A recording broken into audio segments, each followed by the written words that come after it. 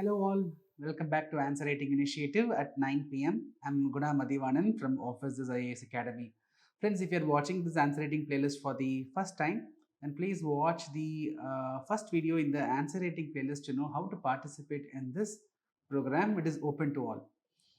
So the question which I gave in the last video is regarding labor force, female labor force participation. Addressing the low female labor force participation rate in India necessitates measures to address both structural and functional barriers. So you can start your intro with the importance of when you provide an introduction which highlights that female labor force participation becomes very important. So India, if it wants to achieve an inclusive and sustainable growth and development, female labor force participation becomes important. We cannot achieve an exclusive growth, right? Or that will lead to inequality. So we can give an introduction on this basis. At the same time, this comes up with a lot of barriers and challenges which are structural and functional in nature, like that can be a link sentence. Then from where we can list down, these are the structural barriers, these are the functional barriers. When I say structural barrier, that largely speaks about the barriers in the overall infrastructure which is going to affect everyone. For example, inequality, okay, that is going to affect everyone. Unequal access to education, that is going to affect a large section. It is not something to do with day to day functions, okay. So in day to day functions you have certain barriers: sanitation, sexual harassment at workplace. These are some day to day barriers, that is functional barriers.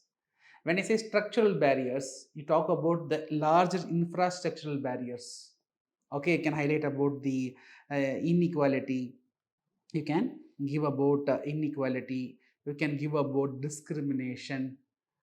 Okay, so in like that you can build your points. I have also given some points. And finally, structural barriers, then functional barriers.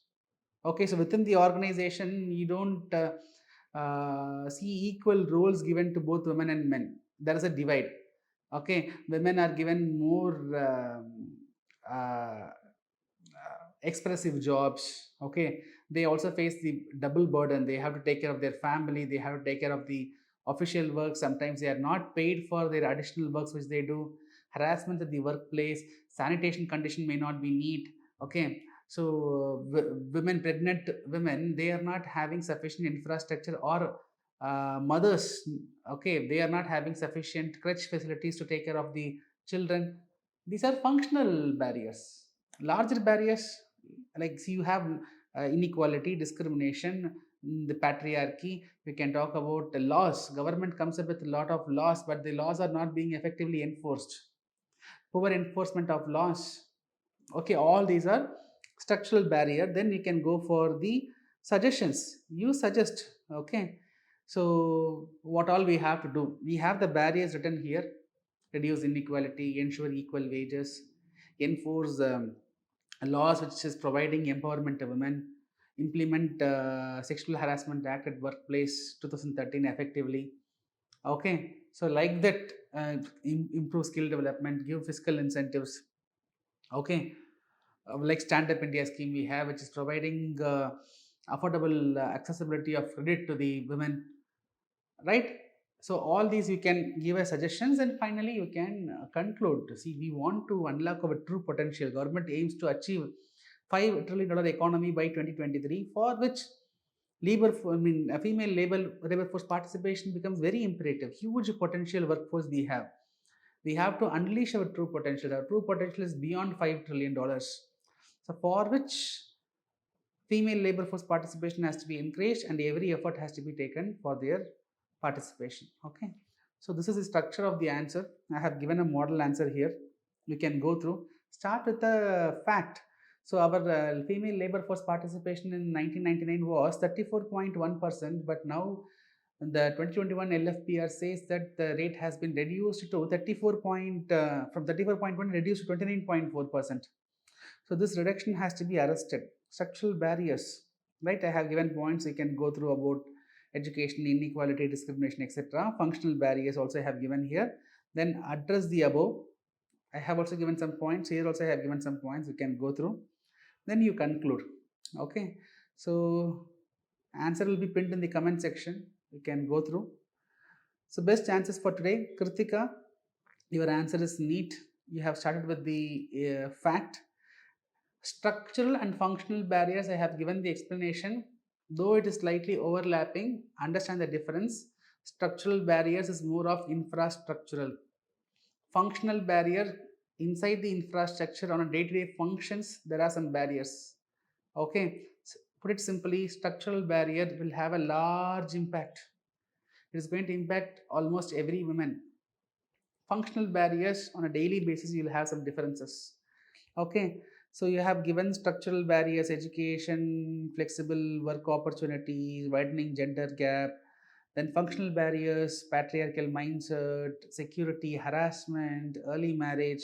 So measures to address, promote education, Beti Bachao, Beti Padao, skill training, PM Kaushal Vikas, economic empowerment, stand up India. See, what is good about Kritika, I have noted in the all these days is Kritika tries to provide a government effort parallelly while connecting every point.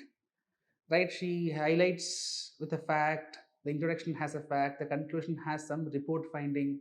Okay, that is actually good. Using tax incentives, implementing Vishaka guidelines. You can mention about sexual harassment at workplace act, that you can mention instead of this.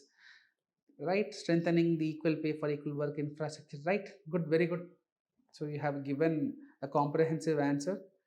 And finally, a conclusion as well. See, addressing these barriers will enable participation of women at par with men, can increase India's GDP by 16 to 60% by 2025. We can realize more than what we actually aim for. Very good answer. Then Aravind, yes, your answer is also neat. You have started with a fact, though not more precise, but you have given the fact.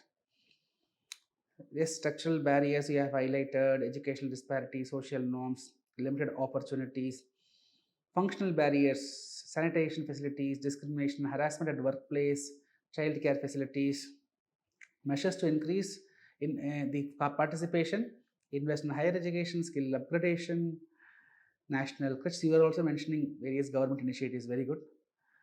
Then financial inclusion, stand up India, transportation facilities.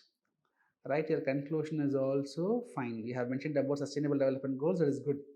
Good, man. Sahil Raut, your answer is also neat. Only one problem, what I am observing with your answer is, I see, I mean, your font is bigger, it's okay, but there is no inter paragraph spacing. Your answer looks more denser. Okay, it is not creating an impression for me to read. Okay, so maybe what I can do is we can focus on inter paragraph spacing so that the answer will look little more neat. Okay, apart from that, your points are fine, but the link point here is missing. Right, given the intro, you have to link it that there is, yes, this is the case, there are barriers that has to be addressed. What are the barriers? Link point, you focus. Points I have read already. It is neat. There is no comment on that. But however, the overall presentation could have been little more neat. Okay. So maybe you can go through the Kritika's presentation. You will get an idea. Right. So the question for today.